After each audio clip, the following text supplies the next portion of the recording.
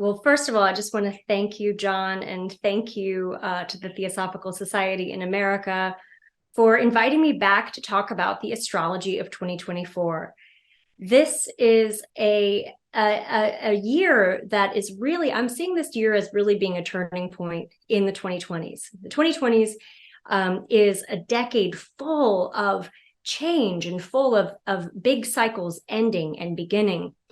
And 2024 gives us the chance to really figure out where we want to go individually in our own personal lives and collectively. We are in the process of creating and shaping the future. So some of the themes that we're going to talk about today, as we talk about the astrology of 2024, are revolution, manifestation, the power of our imagination, and how to be supernatural. When I think about the collective transits and cycles that we are going to be moving through this year, these are the four themes that most stand out to me.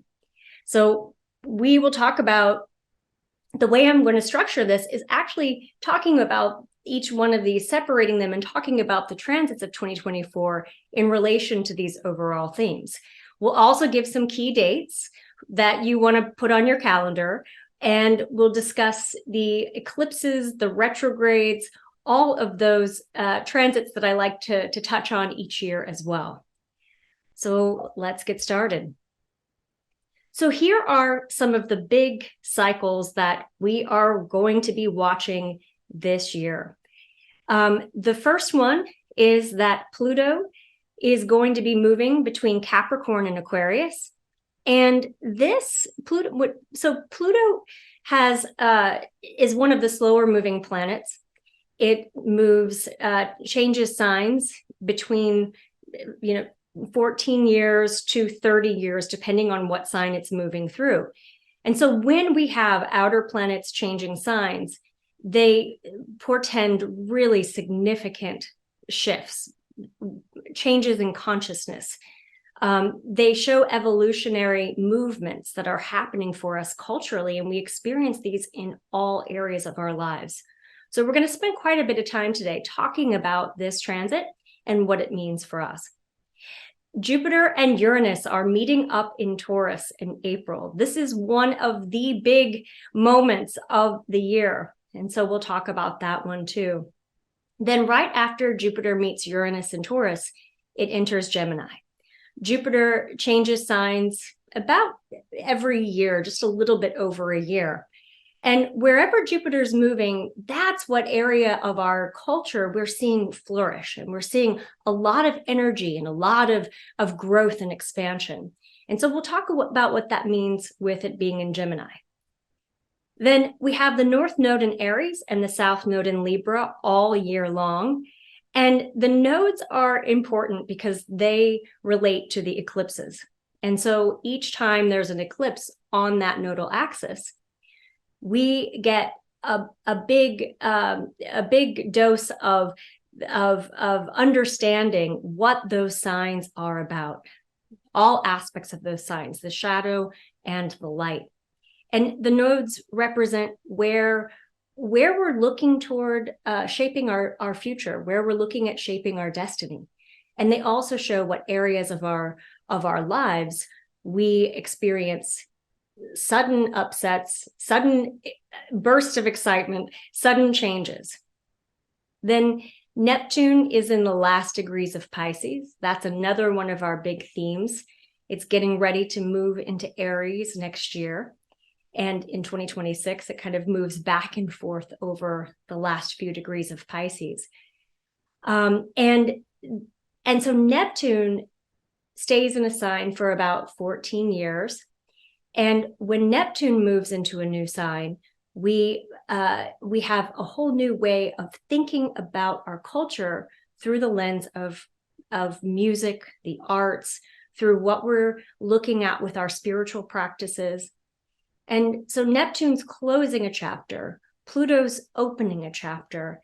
And you can imagine just with these larger cycles in transition this year, that we might also feel like The world is changing in a way that we can't quite grasp or ground into. Then the other things that we'll talk about today are Saturn in Pisces. We talked about that in 2023. So if you want to get a little bit more information about Saturn in Pisces, you can go back and watch last year's video. This is something that's going to be consistent. So even though Saturn is not changing signs, Saturn in Pisces is an influence that we are going to be experiencing this year. Then we have Mars going retrograde, and that's at the end of the year. And this relates to the North Node in Aries and some of what we'll talk about with that transit and those eclipses. Then finally, we'll talk about the eclipses. We have eclipses on March 25th, April 8th, September 17th, and October 2nd. And the last thing we'll talk about is we're going to talk about Mars. Mars is opposite Pluto on November 3rd. Here in the US, that is just days before our election, our 2024 election. And so this influence is one that we want to watch as well. So those are some of the themes those are the transits that we're going to talk about as we look at these different themes. So the first theme we're going to talk about for 2024 is revolution. This is one of the themes that we're already seeing right now playing out, and revolution is really, it's a cultural movement. It's an awakening. It's also in the word revolution actually relates to planetary revolutions, meaning to different planetary cycles. And Pluto in Aquarius is that cycle that most relates to a revolution. Pluto dipped into Aquarius a little bit in 2023, from March of 2023 to June of 2023. And so we all got a preview of what Pluto in Aquarius is going to teach us and going to show us as it starts its 20-year cycle this year in 2024. So Pluto goes back and forth between Aquarius and Capricorn. It enters Aquarius on January 20th, and it's really that January 20th day is a day that you want to put on the calendar, because the sun enters Aquarius and Pluto enters Aquarius, and both of those meet up, they conjoin. And anything the sun touches, anytime the sun is activating one of those outer planet transits, it is shining a great big spotlight on all of the potentialities of that transit. And when we're talking about Pluto, Pluto is the planet that relates to what we are taking a microscope to and looking into the shadow aspects, what we are identifying as problem areas that need to be repaired. And Pluto gives us the opportunity to really take a not to mix metaphors, but to take a wrecking ball to those things that aren't working, and then to rebuild something new, something better. And so the sun, January 20th, kicks off this transit. And even though Pluto is going to be moving back into Capricorn from September to November, it's really starting its 20-year cycle this year. So the dip back into Capricorn is just about cleaning up any last business that we didn't get to take care of. And I'll explain to you what that means. So Pluto, just set the stage here. Pluto is the planet of power, transformation, death and decay, mining gems. It's also the planet that relates to invisible particles. And if you think about Pluto, it was discovered around the time when we were realizing that atoms could be that subatomic particles and the smallest possible elements that we are aware of or that we could see could be used to create bombs, create energy. And so Pluto shows the potentiality in small things, and it shows some big things like people in positions of power who are taking advantage of their power or misusing their power. It brings big things that aren't behaving well down to size, and it allows small things to rise up and experience their own power. And we see this with Pluto in the way that it changes power structures, in the way that it allows people who have historically not had power to rise up and have a voice. And we see the interplay of different power dynamics in our relationships and in the world. And Pluto in Aquarius is the sign of it's the sign of the radical sense of independence, the self being the self in the context of the whole. So Aquarius relates to individuality, but it also relates to groups and organizations and communities. So within Aquarius, we have themes of freedom, we have themes of innovation, we have the self as a humanitarian self. So it's not about the ego, it's about understanding that we are all free, that we were all connected, and that the only way that we can be free or be healthy or be vibrant and thriving is by seeing ourselves as a whole. But often with Aquarius, we have to go to the extremes of independent, individualistic freedom versus the collective whole. Aquarius relates to sky stuff, so satellites, Wi-Fi technology, space, and space exploration. It relates to anything in the air. It's an air sign. It's groups and communities. It's technology, and specifically computer technology, technology that connects us to one another. And Aquarius is also out of the ordinary. It's the sign of the innovator, the one who sees where we can grow and progress. It's the sign of oneness. And so when Pluto enters Aquarius, we will see over this 20-year cycle, superficial self-concepts fading into the background. The sense of self is a deeper sense of self.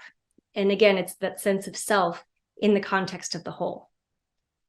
So we will have more group awareness. I think we're going to see things like communal living. I think we'll have more like a revisiting of co-working spaces. I think we'll see more community groups being started. Here in California, we have encampment grants for some of our unhoused residents or unsheltered residents. And so these are examples of how Pluto in Aquarius is already working with us, and shifting our sense of how we see ourselves in our communities and in our families and in our friend groups. Aquarius is more of a humanitarian sign. So we'll see some of our identity formed around service. And it's the sign of independent thinking. And this is where the concept of revolution really comes into form, because the independent thinking that we are all moving into and becoming a part of is moving away from some of the real rigid rules and laws and ideas and understanding about who we are as individuals and about our individual rights. And then also it's about being, we're moving out of Pluto and Capricorn. Pluto and Capricorn is the sign of businesses. It's the sign of governments, finances. It's the sign of corporations. And when Pluto entered Capricorn in 2008, we immediately saw a breakdown of the banking, of any aspect of the banking system that was not working. We saw the real disparity between the wealthy and those who were the 1%. Think about the Occupy Wall Street movement. This was all happening when Pluto entered Capricorn. And Pluto is still moving through the last few degrees of Capricorn later this year. And so we will continue to see anything else in those Capricorn related industries and aspects of our culture. We're going to continue to see those breakdown, shift, and change. And one example of that is that when Pluto was making its way back through Capricorn, moving back and forth over the Capricorn Aquarius cusp, we saw, banks starting to fail. We saw financing issues. The inflation rate was rising, and so we're not quite finished learning all of those Pluto lessons that we had to learn while it's been in Capricorn. Pluto was last in Aquarius in 1778 to 1798. And a couple of things that we saw, if we take us back to that time in history, and I'm not a historian, so I won't go in depth into these, but just to give you some context of what we might be experiencing this year. This was the time of the American and French revolutions. This was a time when individual people were rising up against the structural, the power structures that were separating the wealthy from those who didn't have as much, from the middle class or from the lower class individuals. So we saw a lot of a changing. We saw the birth of what we understand as democracy. And so this was a time when themes like no taxation without representation were really prominent. These were times when groups of people were rising up and demanding to be treated equally. And in particular, we were talking about financial equality, but we were also talking about power and who has power, bringing power back into the people. We saw this also before this, when Pluto was in Aquarius. Pluto has about a 248-year cycle. And so we saw it in the 1500s, in the late 1200s. We saw this at that time with the church, with religious institutions that were holding all the power. And so these are themes that emerge right now. The other thing that we saw in the 1700s was we saw the hot air balloon was discovered, and we had the first flight. And so anything that lifts us up and gives us a new perspective. Aquarius is the mind blown emoji. It is what you think you don't. And we're going to blast the ceiling of your own awareness and what you think is true. And so we've seen in the last few times Pluto was in Aquarius, big scientific innovation, huge, just like mind expanding insights. We had telescopes developed that allowed us to see beyond Saturn's orbit. That was huge. It gave us a sense of our solar system and a sense of ourselves in relation to the solar system in a way that for that time was it must have been just, life-changing to have this new understanding of our place in the universe. Other themes that happened during Pluto and Aquarius, one, we see a real balance between freedom and enslavement. We see enslaved people or people who have been marginalized in some way standing up and fighting sometimes, or freeing themselves, fighting for freedom, freeing themselves. We see a real polarity between rulership and democracy, between dictatorship and democracy. We see a polarity between earth and sky as well.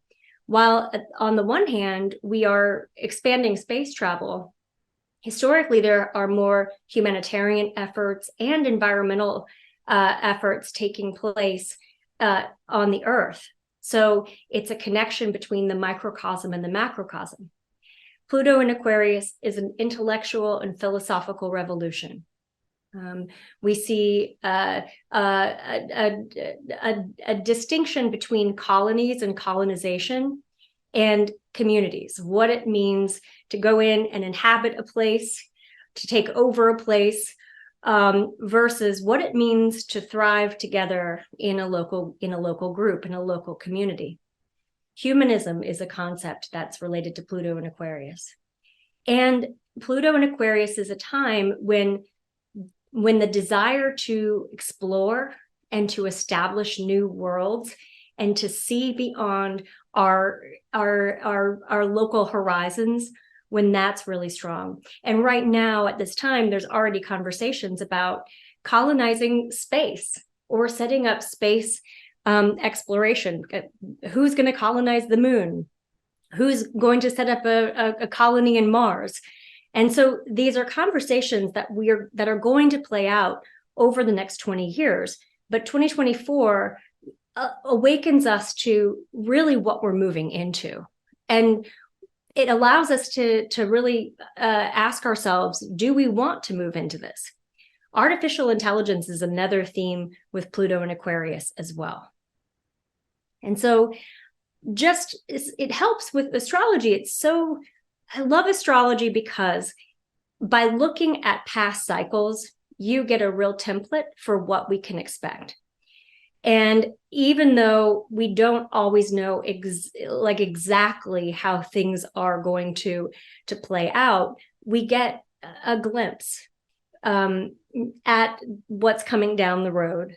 And so here are some of the themes that we could see.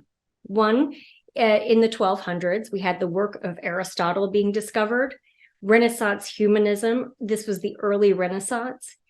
And so intellectual expansion. The work of this Aristotle being discovered was significant for religion, for establishing laws, understanding ethics. In the 1530s to 1550s, we had the Council of Trent. So this was the Protestant Reformation and the backlash of the Protestant Reformation. We had permanent settlement in colonies. And then we had the groundbreaking book being wrote on humanism. And then the big one, I think, that exemplifies Pluto and Aquarius's power is the Copernicus publishing on the revolution of the spheres. This now we have because we've all grown to know and to understand that everything in our solar system revolves around the sun. We can't imagine what a shock to the system that would have been, to think that, the whole mindset of how we are oriented in our solar system, it changes everything. Suddenly, we're not the center of the universe. And what does that mean symbolically? So this was a huge revelation. And then in the 1700s, as we've talked about, this was the time of the revolutions. The industrialization movement was happening. Uranus was discovered, colonization, slavery. We had all of this taking place. And then at the same time, we had a movement through the Enlightenment period. Kant published the Critique of Pure Reason, and he actually drew from the Copernican revolution in his work.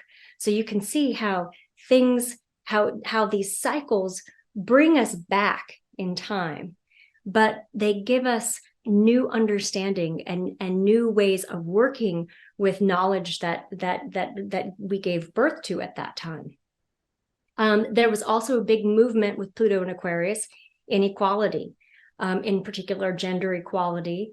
And there was a lot of there were at the time too, in addition to the French and American revolutions, you see revolutions taking place in colonized countries, or among people who've been enslaved. And so there's a rebalancing of power that we are moving into. Pluto is going to be going back into Capricorn from September 1st to November 19th. So it just dips back in really quickly to cause us to ask ourselves, is capitalism working? And so we get to see we get to finish any business that we didn't finish during Pluto's time in Capricorn, going back to the Occupy Wall Street movement, going back into some of what came up for us since 2008. And so there's a point of tension, all through campaign season, all through election season here in the US. And I think that some of this piggybacks on another aspect that relates to revolution, which is the North Node in Aries and the South Node in Libra. The North Node entered Aries on July 17th, and it stays in Aries until January 11th. The North Node and South Nodes are invisible points that relate to the alignment of the sun, the moon, the earth, and they relate to also where the eclipses take place. They're always opposite points. So Aries is opposite Libra. And usually when the North Node, wherever the North Node is, that is where we are experiencing a focal point, where we are really seeing, all of the Aries, the fiery potential of Aries playing out in our lives and playing out in the world. And the South Node shows us what we need to prioritize, what we're cleaning up, what we're healing. It shows us what we're healing in our personal lives as well as what we're healing culturally. And it's an integration. Aries is the sign of war. It's the sign not just of war, but of protecting what we most hold dear. It's also the sign of pioneering change, moving forward, entrepreneurship. It's the first sign of the zodiac. And if you have an Aries sun, then this is your time. 2024 is a time when you want to be thinking about productive change. What does it mean to really, seize an opportunity? The South Node in Libra is helping us understand some of, if we really want peace, then what does that mean? How do we have peace? How do we have harmony in a way that still allows us to have boundaries, that still allows us to protect ourselves? And right now in the world, we're seeing that play out in Gaza, in the conflict between Israel and Hamas. And some of the talking points and some of the discussion points about that conflict have to do with these themes: wanting peace, wanting to come together to mediate the problem, to end the violence. The whole world is watching violence take place, and you can't live and breathe and have a heart and not feel that. And at the same time, the nuances of how that happens is very much North Node in Aries. It's very much, how do we protect our people? So this is not going away. These themes, we're seeing this in Ukraine. We're seeing this anywhere there is armed conflict right now. So the North Node is kind of like our North Star. It's our path of purpose. It's where we find fulfillment. It's what we're prioritizing. And I know many of us can look and say, well, how can anyone find fulfillment in war? How can that be a point of purpose? I think it helps to understand that Mars, the ruler of Aries, which Mars is a big player this year because it is the ruler of the North Node, but Mars wasn't just the god of war. He was also the guardian of agriculture. And so inherent within this myth of war and conflict is the understanding that if people aren't taken care of and their basic needs aren't met, then there's going to be conflict. So we see that understanding what it means to expand our sense of what is ours. This is, accompanying the Pluto and Aquarius, which is really seeing ourselves as a collective whole. I think we're going to even, I think this year is going to challenge all of what we think about borders and boundaries and reinforcing our boundaries. And do we build walls, or do we see ourselves as a whole? And we're going to have a lot of tension in these areas. It's going to be messy until we get to a deeper understanding of what this means. In our personal lives, we experience this in our relationships, and it's the relationship with self and other. So if you think about what's happening out in the world with some of these conflicts and some of these wars and some of this violence, think about how does that play out? How is that a metaphor for what's happening in your life?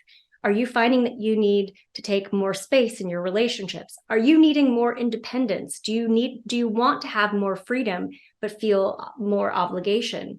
Are you identifying codependent patterns that you want to break out of, or that you want to really address with your partner or with people you love?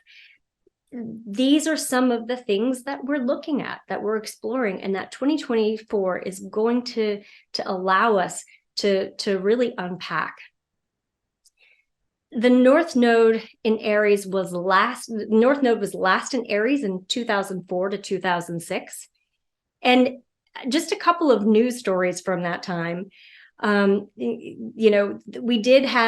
had extremes of war and peace. So, for example, we had Israel began evacuating about 8,000 settlers from the Gaza Strip.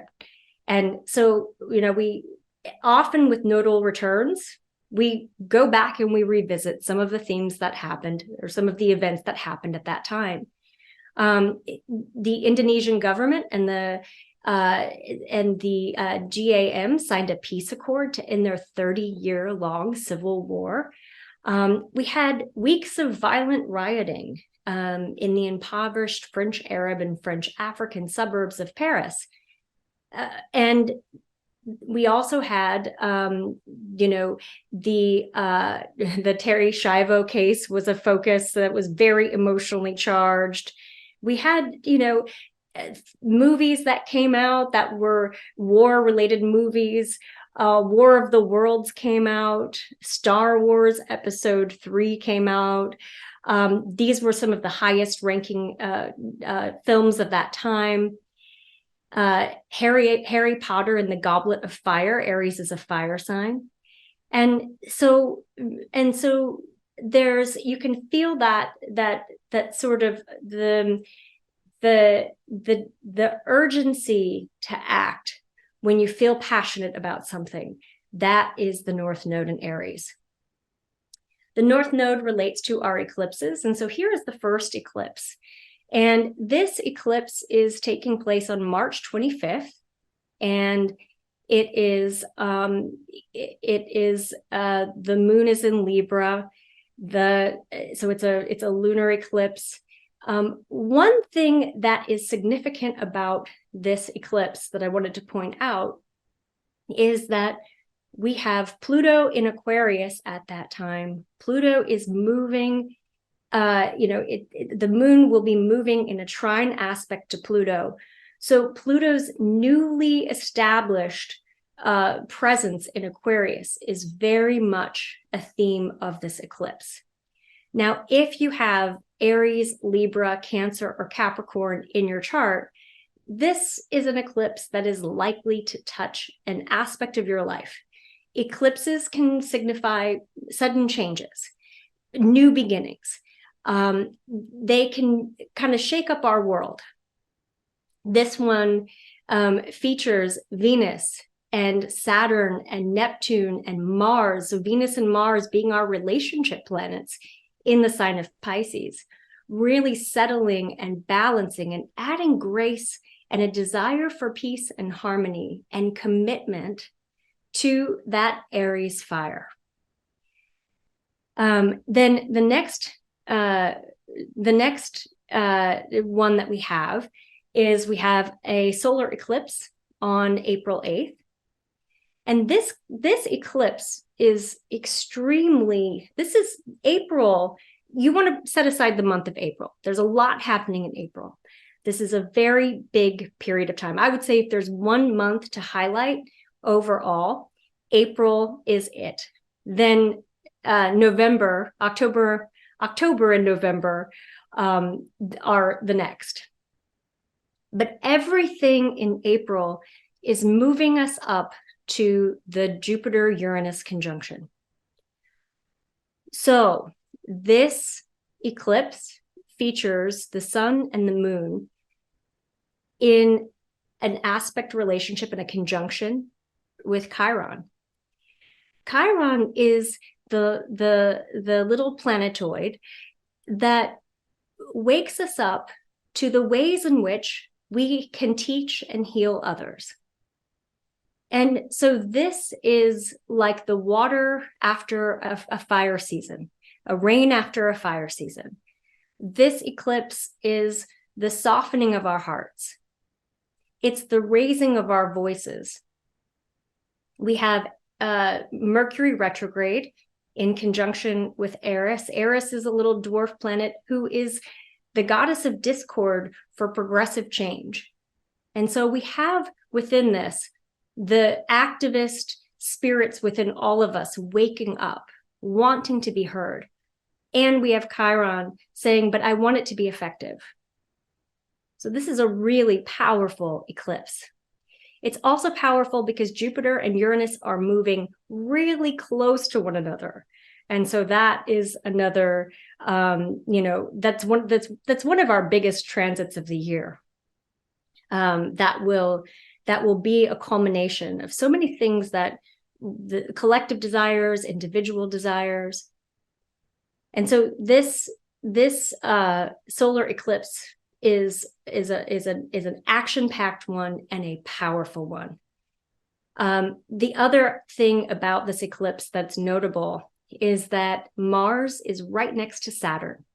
So Mars and Saturn, when they come together, Mars lends action to whatever Saturn is, whatever rules and laws and structure Saturn wants to put into place. And so that the dynamic between those two planets can sometimes be that, that we finally say the thing that we've had on our hearts to say, that we've been too afraid to say. It's a moment of courage. We make a commitment. We say yes to a job, or we say yes to leaving our job. We set up boundaries in our relationships. We tell people how we really feel. So this is an opportunity for you to basically have permission to do whatever you've been afraid to do. It's a very powerful time. And that Mars conjunct Saturn is a time when we all want to be holding intentions for peace.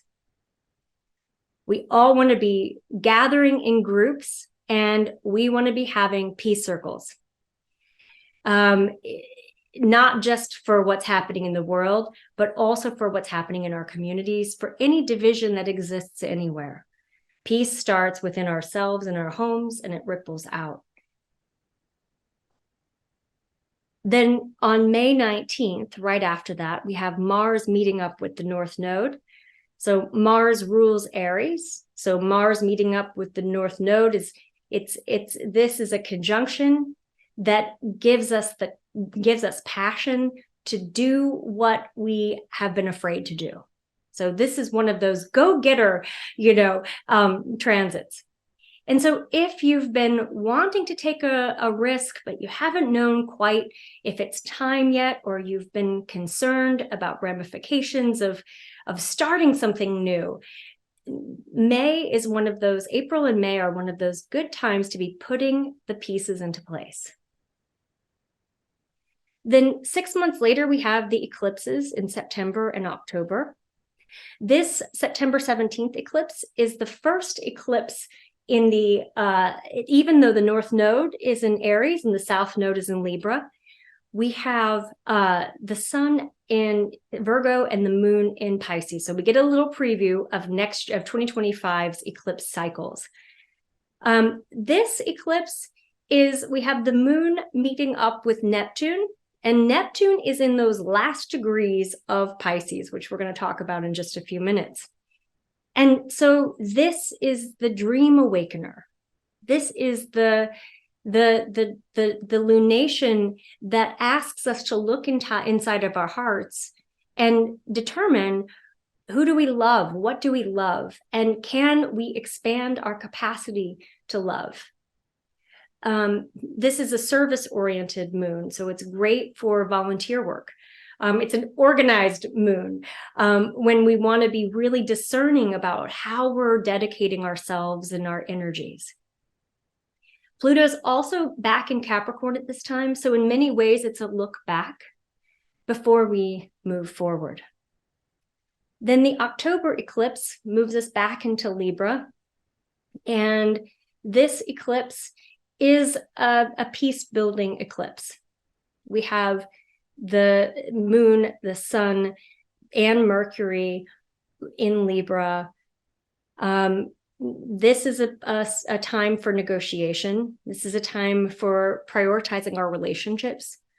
The dust is settling from this time when we've been so focused on Aries.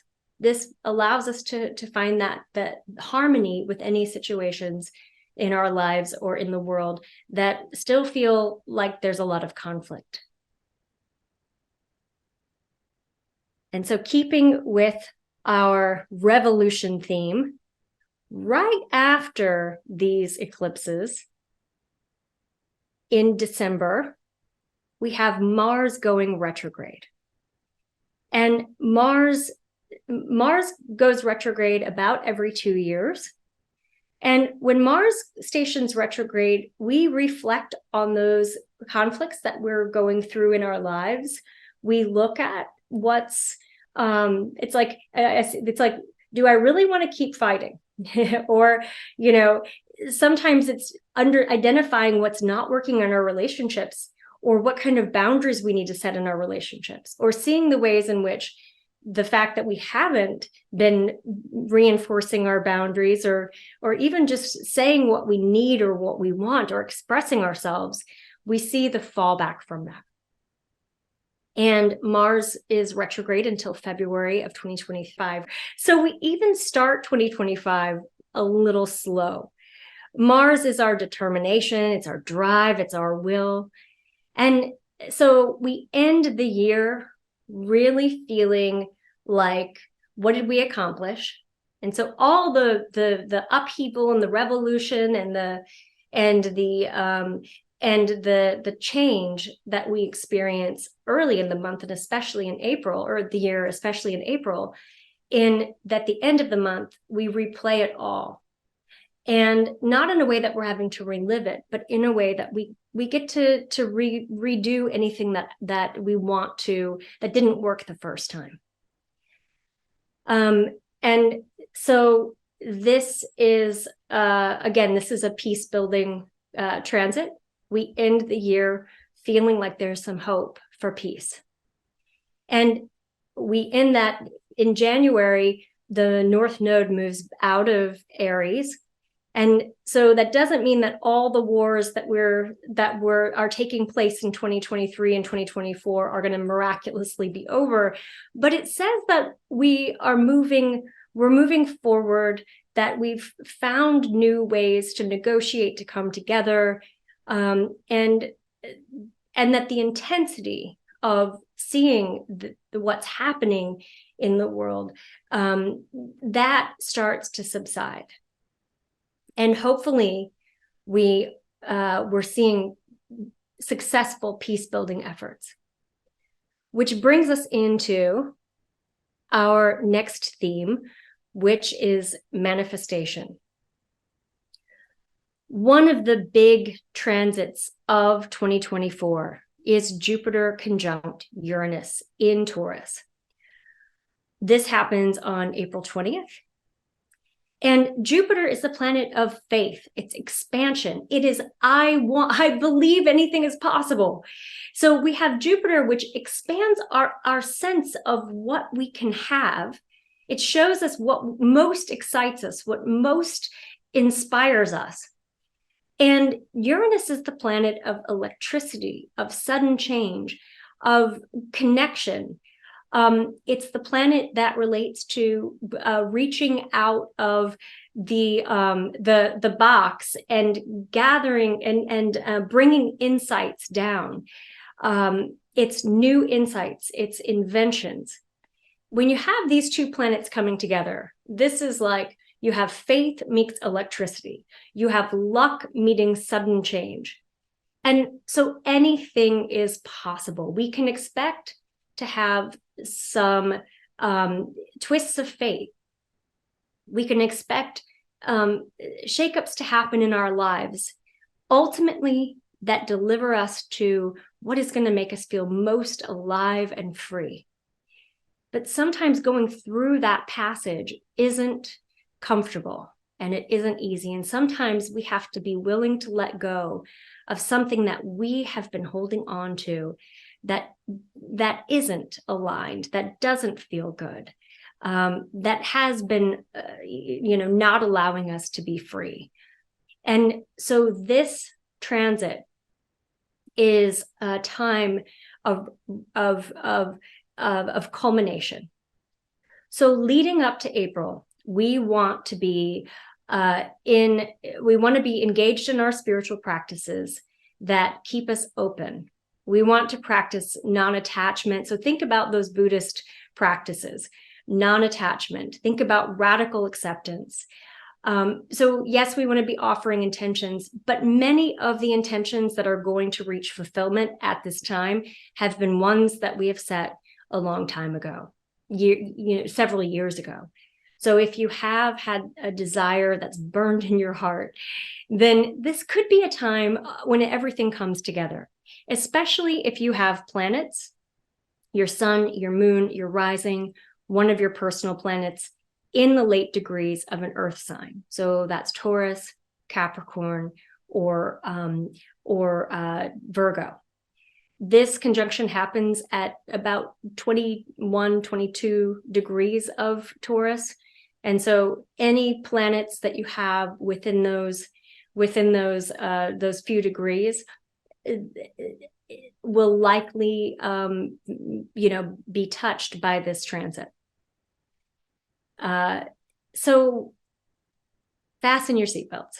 This is one of those transits that can feel like a roller coaster ride, but there's excitement with it. And I think that this transit helps to bring us out of a lot of the grief and the trauma and the struggle that we've had in the 2020s. This allows us to really embrace a new vision for where we want to go. The other point of manifestation is not astrological, but it's numerological. And that is that 2024, if you add up 2 + 2 + 4, you get the number 8. And in numerology, 8 is the number that's related to harvest, to reaping what we sow, that it's a point of fulfillment. And so this is so in numerology, there are cycles from 1 to 9. And so think about what was happening 8 years ago for yourself. This is something that could come full circle for you right now. And this, to piggyback on the idea of manifestation, we can most powerfully manifest and bring into fullness and into form that which we imagine. Because 2024 is such a turning point, we have new cycles ending, new cycles beginning. Neptune is finishing its Pisces time. Our imaginations are more powerful, and we need to be using them to envision our lives and envision the world. Saturn, so the transits that relate to imagination and to what we are talking about here are Saturn and Neptune in Pisces. Saturn is the planet of structure, discipline, rules, limitations. It's also the planet of what we are mastering. And Pisces is mysticism, imagination, it's spirituality and how we understand our spiritual selves. It's compassion, and it's also what we're creating. Saturn in Pisces, Saturn entered Pisces in 2023, and it stays in Pisces until May of 2025. And during this time, we have seen, and we are continuing to see, spiritual discipline. It's the emergence of a new kind of spiritual leadership, less doing and more being. So separating our identity from what we accomplish and what we earn and our employment, and really understanding that the core of who we are and our purposes aren't specific to that they are about our love, our joy, our presence. Saturn in Pisces can sometimes bring religious fundamentalism. And what's funny is that since Saturn has entered Pisces, we've seen a lot of like cult documentaries and docuseries. We've seen conspiracies and truth. So calling out some of those conspiracy theories. We also see themes of compassionate policing and compassion in politics, spirituality in politics. Saturn in Pisces also relates to the healthcare industry, medicine, drugs. So the opioid crisis is something that will continue to be a focal point throughout the 2024 and into 2025. We're looking at immune systems, vaccines. Saturn can be really hard on whatever industries it's touching that are represented by that sign. But ultimately what happens is we have new regulations, and we have ways of addressing some of those challenges. So for example, we have a healthcare worker shortage, essential worker shortage right now. And perhaps that could open up something for us over the next year and a half to see how we can better support those who care for us. Neptune in Pisces. Neptune entered Pisces in 2012, and it stays in Pisces until January of 2026. It dips into Aries a little bit in 2025. So Neptune is the planet of creativity, of magic, of altering our states of reality, elevating our consciousness. It's also the planet that dissolves the boundaries between ourselves and the outside world.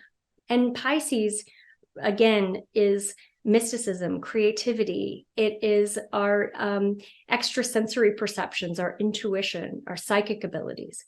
And since Neptune's been in Pisces, we've seen at the time when I started my practice in 2006, not many people knew about astrology, or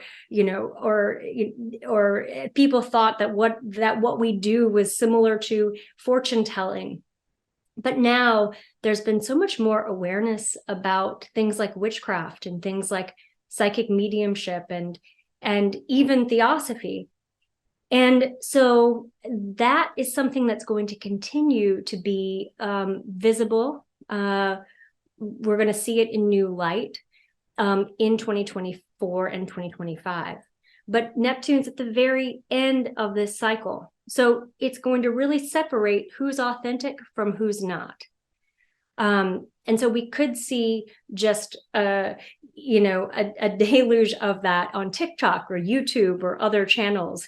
And over the next 2 years, it'll elevate, it'll escalate, and then things will start to shift as Neptune moves in Aries. Not shifting our awareness, not shifting our consciousness, but shifting the focus of how we direct some of our spiritual practices and our creative activities. Neptune, this is really important. On July 2nd, Neptune stations retrograde at 29 Pisces 55. This is the very last degree of Pisces, of the last sign of the zodiac. And when a planet stations, it stands still at that point. And it asks us to look at our faith, to look at our beliefs, to look at how connected we feel to the spiritual selves and to our spiritual practices, our spiritual communities. And so this is one of those times when we want to be using our collective imagination for creating and shaping the world that we want to leave to future generations and that we want to live in. Then Neptune goes back through Pisces, finishing its time in that sign, and then it stations direct at 27 degrees Pisces. So it stays in the late degrees of those signs. And one thing I think about this whole period is a line from Caroline Casey, a quote from Caroline Casey. She says, "Imagination lays the tracks for the reality train to follow." So imagination is really the power that we have to create. It's the power that we can most embody at this time. And Neptune says, I'm ending a chapter. So use that creative power. If you have a creative desire, if you want to play music, if you want to do art, if you want to write a book, this is your time. Go into it with playfulness, with courage. Speaking of imagination, we also have Jupiter in Taurus. Jupiter is the planet of faith. It's the planet of possibilities. It's been in Taurus since May 16th, and we've seen themes of grounding manifestation, feeding and nurturing ourselves and others. Pleasure is sacred, reconnection to the earth, expansion in the ways that we think about agriculture. And so we're moving out of that and moving into Jupiter and Gemini. This transit starts on May 25th. And Gemini is the sign of communication. It's the sign of social interactions coming together. It's the sign of how we teach, how we learn, what we're thinking about, what we're spreading along the airwaves. So here's an expansion of media, communication. Here's social clubs and networking, new ways of teaching and learning, perhaps even through virtual reality, classes on virtual reality. I think VR and augmented reality are going to be really big this year with Pluto and Aquarius. New ways of using technology to come together. Also, this is a time when you want to own intellectual property. So think about everything that you put out into the world as being valuable. And I think this is especially true as AI develops and builds.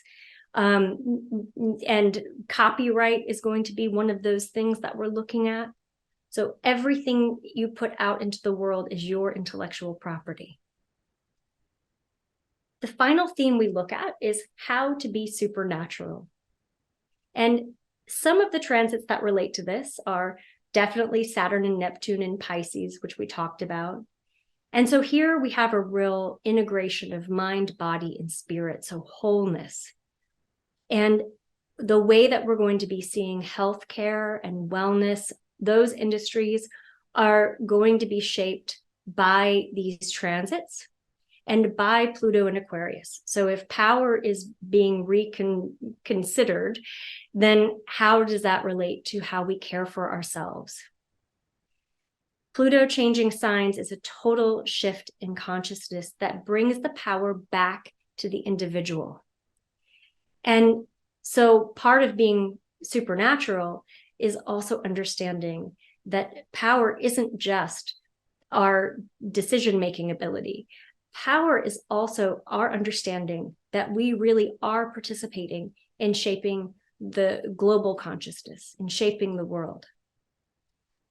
And Jupiter conjunct Uranus is also one of those supernatural transits. It is expanded awakening.